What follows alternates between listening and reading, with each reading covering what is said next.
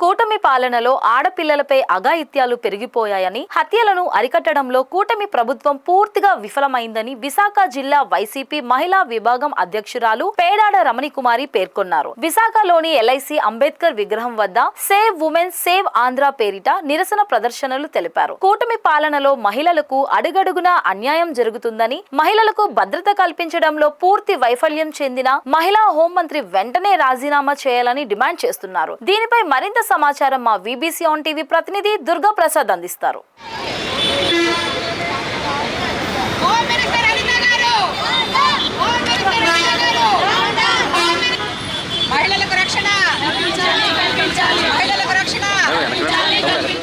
రాష్ట్రంలో మహిళలపై జరుగుతున్న అత్యాచారాలు, అఘాత్యాలపై కూటమి ప్రభుత్వం అరికట్టడం వైఫల్యం చెందిందని చెప్పి విశాఖలో వైసీపీ మహిళా శ్రేణులు ఆందోళన బాట పట్టే మనతో పాటు జిల్లా అధ్యక్షురాలు పేడ రమణకుమార్ ఉన్నారు. ఆ మరిన్ని వివరాలు తెలిసి ప్రయత్నం చేద్దాం. బట్ చెప్పండి, ఏది ప్రధాన మీ డిమాండ్ ఏంటి? ఈరోజు కూటమి ప్రభుత్వం ఏర్పడి సంవత్సర కాలం అయింది. సంవత్సర కాలంలో తీసుకుంటే పూర్తిగా మహిళలకి రక్షణ అనేది కరువైపోయింది.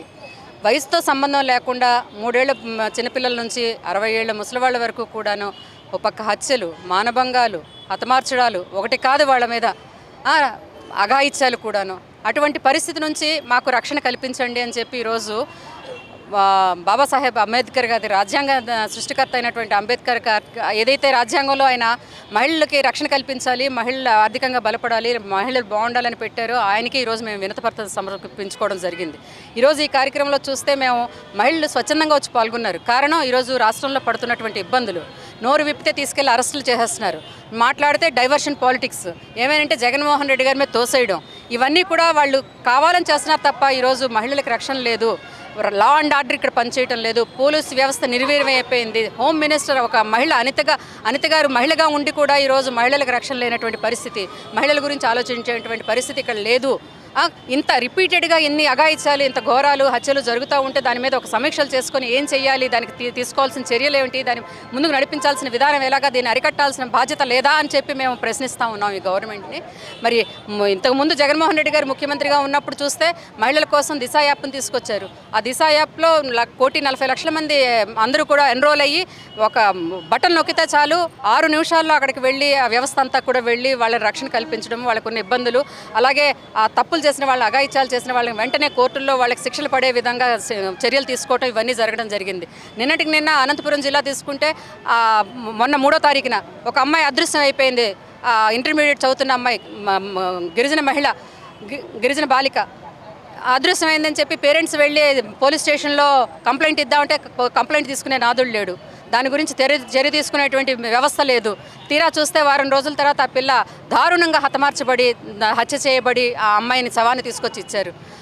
అలాగే సత్యసాయి జిల్లాలో తీసుకుంటే 9 నెలలుగా ఒక అమ్మాయిని తీసుకువెళ్ళి ఒక ఇంట్లో బంధించి కూటమి నాయకులు ఆ అమ్మాయి మీద అఘాయిత్యం చేసి హతమార్చారు. అంటే రిపీటెడ్గా ఇవన్నీ జరుగుతూ ఉంటే మీ వ్యవస్థ, పోలీసు వ్యవస్థ ఎటు వెళ్ళింది, లా అండ్ ఆర్డర్ ఎటు వెళుతుంది, ఎందుకు వాళ్ళ మీద తగు చర్యలు తీసుకోవటం లేదు, ఎందుకు వాళ్ళని అరెస్ట్ చేయటం లేదు, ఎందుకంటే కూటమి నాయకులు అని చెప్పా.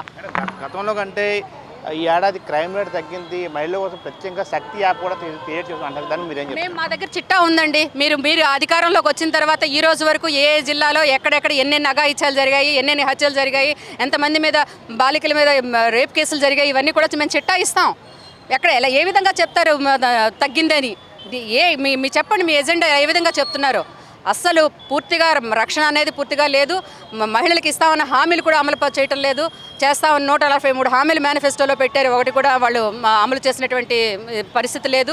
ఉచిత బస్సు అన్నారు, ఉచిత సిలిండర్లు అన్నారు, ఏదో అమ్మకు వందనం అన్నారు, అది కూడా పూర్తి స్థాయిలో రావటం లేదు. జగన్మోహన్ రెడ్డి గారు ముఖ్యమంత్రిగా ఉన్నప్పుడు అన్ని మహిళల పేరునే చేయూత ఇవ్వండి, ఆసరా ఇవ్వనివ్వండి, అమ్మ కూడా అవనివ్వండి, ప్రతిదీ కూడా ఇళ్ళు అవనివ్వండి, ఇళ్ళు కూడా ప్రాంతాల వారిగా 6 లక్షల నుంచి 15 లక్షల వాల్యూ చేసేటువంటి ఇళ్ళ పట్టాలు ఇవ్వడం జరిగింది. అంటే ఆ విధంగా మహిళలకు ప్రతి దగ్గర కూడా పెద్దపేట వేశారు. అటు అధికారంలో రాజకీయంగా కూడా 51% అన్ని వ్యవస్థల్లో కూడా మహిళలే ఉండాలని చెప్పి చూసినటువంటి పరిస్థితి, ఆర్థికంగా బలపడి వచ్చే విధంగాను ఈరోజు మహిళలకు అటువంటి ప్రాధాన్యత లేదు. అటువంటి ప్రాధాన్యత కల్పించండి అని ఈరోజు బాబాసాహెబ్ అంబేద్కర్ గారికి మేము వినతిపత్రం సమర్పించుకోవడం జరిగింది.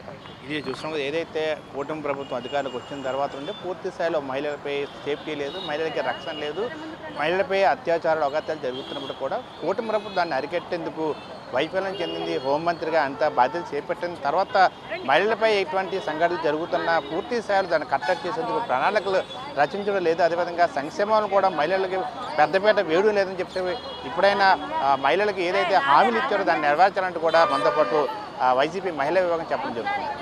కెమెరా పర్సన్ ప్రేమ్తో దుర్గాప్రసాద్, BBC 7 టీవీ, విశాఖపట్నం.